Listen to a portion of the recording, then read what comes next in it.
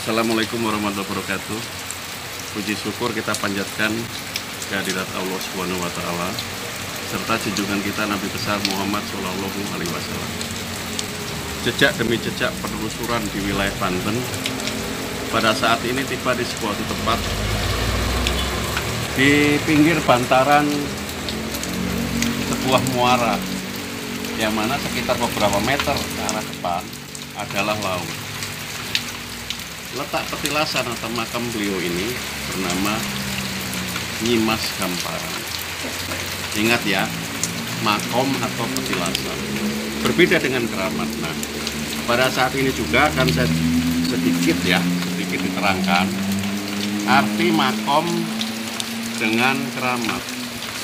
Makom berarti tempat atau petilasan, sedangkan keramat sendiri adalah dimakamkan seseorang yang mungkin memiliki sebuah kelebihan atau keistimewaan. Nah, itu perbedaan antara makom dengan keramat. Nah, sebuah makom, sebuah petilasan dari seorang pejuang wanita di abad ke-18, atau tepatnya masa perjuangan beliau adalah pada saat itu kegigihan gerilya melawan Belanda. 1829 tepatnya.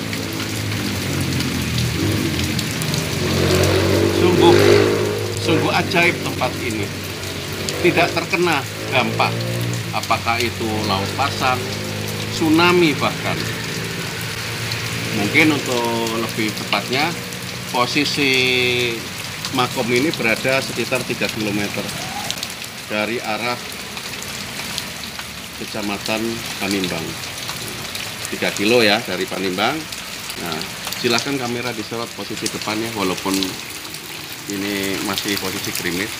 Nah, itu sebelah jembatan Ciseket namanya. Nah, makam ini hanya terletak beberapa meter. Baik, nanti untuk menuju lokasi silahkan ya, nanti kamera ikutin saya.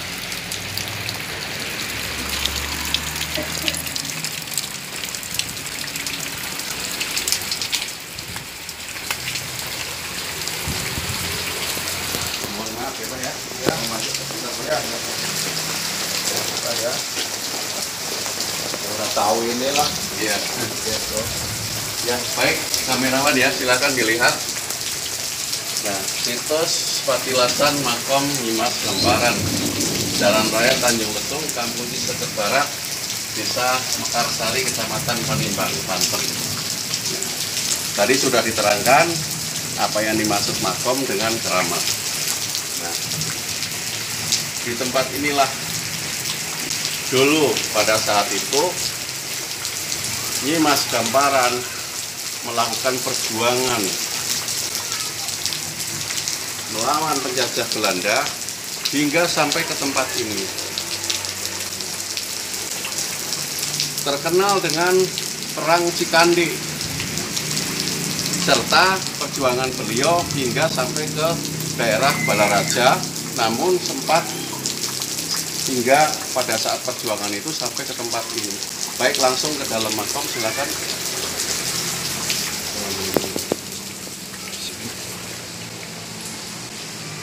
Sebuah bangunan permanen ya. Namun mungkin masih memerlukan perawatan khusus dari Dinas Pariwisata, sehingga nantinya tempat ini agar lebih lestari lagi. Serta para pengunjung yang datang ke tempat ini saya himbau untuk serta-merta ikut melestarikan, jangan membuang sampah sembarangan, serta ikuti sopan santun dan tata tertib yang berada di tempat ini. Baik, langsung ya ke salah satu tempat yang dulu sempat dipakai beristirahat oleh beliau, bahkan untuk tawasul di sini. Nah, silakan kamera.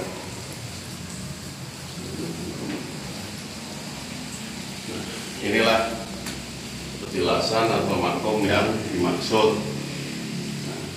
Nyimas Gamparan, beliau adalah salah satu pejuang di zaman pra kemerdekaan pada saat itu. Negeri kita dijajah oleh Belanda 350 tahun. 1829 hingga beliau memimpin sebuah perjuangan itu dikarenakan kekejaman dari koloni itu hingga menerapkan sebuah taktik yang disebut dengan kultur stelsel. Nah, kultur stelsel yang dimaksud adalah tanam paksa, sehingga menggugah nurani pribumi ini untuk melakukan perlawanan terhadap penjajah Belanda itu. 1829 pada saat itu. Perang Cikande yang saya sampaikan di depan video itu, perang Balaraja adalah salah satu bukti bahwa beliau adalah salah satu pejuang gerilya pada saat yang bersama dengan rekan-rekannya dari daerah Banten Utara hingga nyampe ke Banten Selatan. Kenapa disebut Banten Selatan? Karena pada zaman dulunya Surosoan Banten itu dibagi dua, Banten Utara dengan Banten Selatan. Banten Selatan meliputi Pandeglang dengan Lebak. Nah, inilah wilayah perjuangan beliau hingga sampai ke tempat ini. Silakan.